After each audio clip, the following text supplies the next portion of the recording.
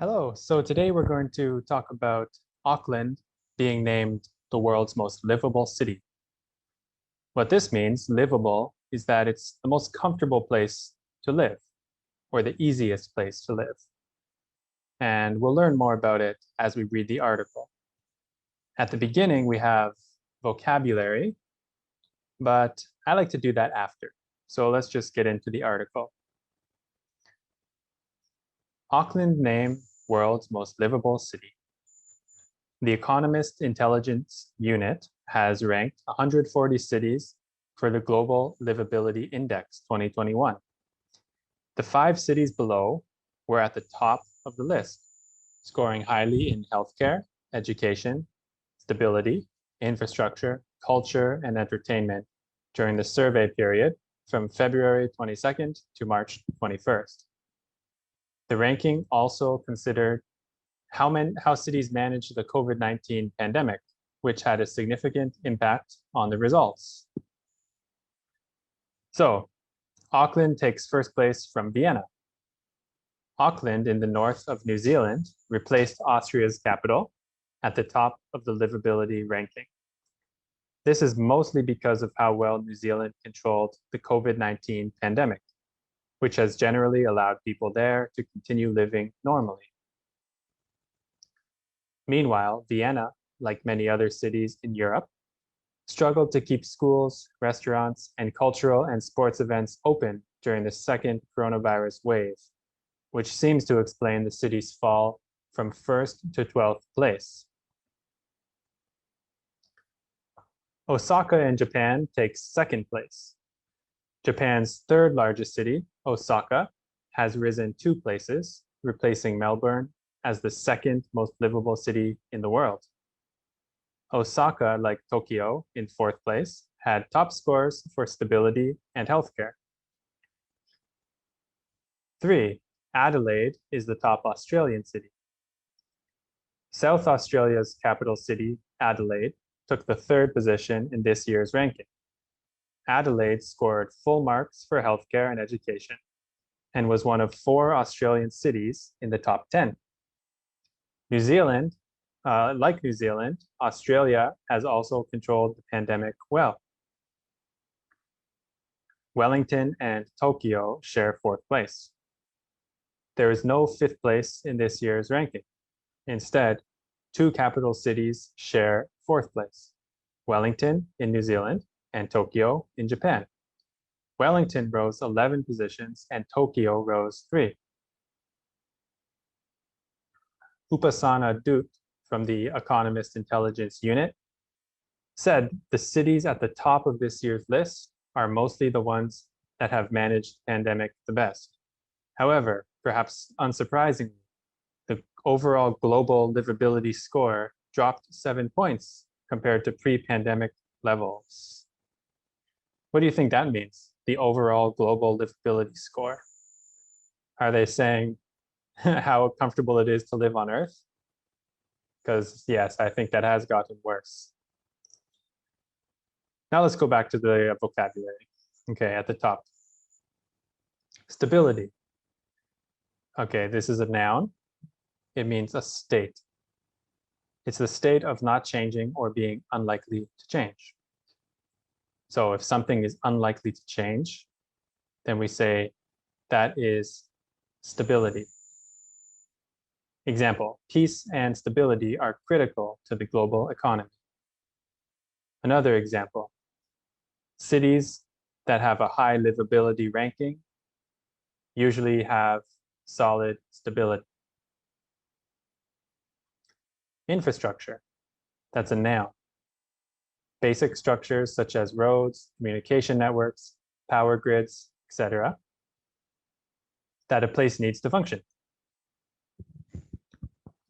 Example, this town doesn't have necessary infrastructure to run a sports event like that.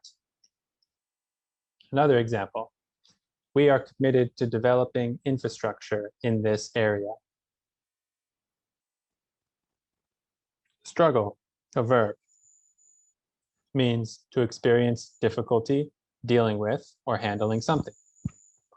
Nepal is struggling to recover from an earthquake.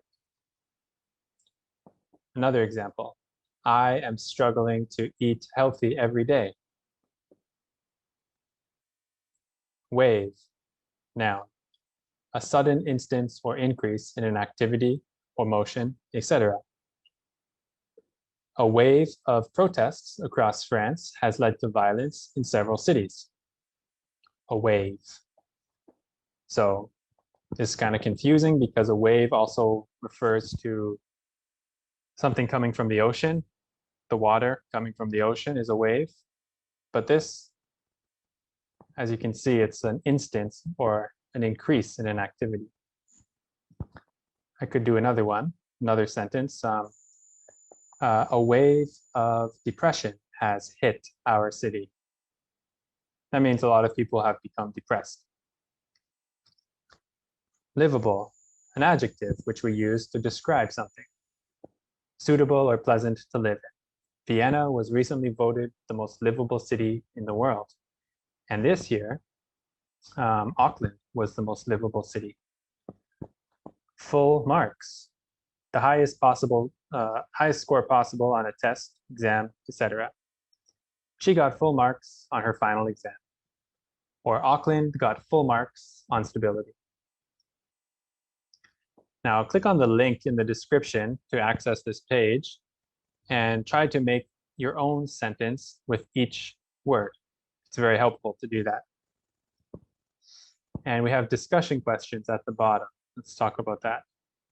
What are your thoughts on this year's most livable cities? Well, I think it's surprising that all the countries are kind of in the Pacific, Japan, Australia, New Zealand. They all seem to be kind of close together, so that's kind of neat. Yeah, I was kind of surprised. I know New Zealand is a nice place, but I didn't know they would have 2 cities in the top 4. Which of the cities mentioned in the article would you like to live in? Why? Well, I wouldn't like to live in Tokyo because I don't want to live in a big city. Osaka, maybe, because I heard it's got a lot of history and it's really interesting. And of course, I'd love to live in Wellington, New Zealand, because that's at a beautiful location and it's not busy. You're close to nature and the sea, and I think I would love that. What would you say is the most livable city in your country? Why? My country is Canada.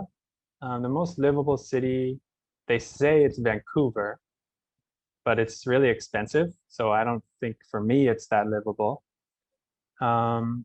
Maybe out east, maybe Halifax. If you don't know Halifax, look it up. It's a beautiful place. How many towns or cities have you lived in? Oh, let me try to count. I've lived in, I was born in St. Catharines in Canada, and then I moved to London and Waterloo. And I also lived in New Zealand for a bit, a city called Dunedin. And then I moved to China, so Chongqing and Chengdu, China, and currently live in Bali. So I guess 9 cities. What do you think could be done to make your town or city a better place to live? Okay, we'll talk about my town in Canada. I think they could install a much better public transport system. Right now, it's not convenient and it's just terrible. It's not good. Everybody drives cars. I think that's really bad. Further discussion. What advice would you give to someone visiting your town or city for the first time? You should go to Niagara Falls.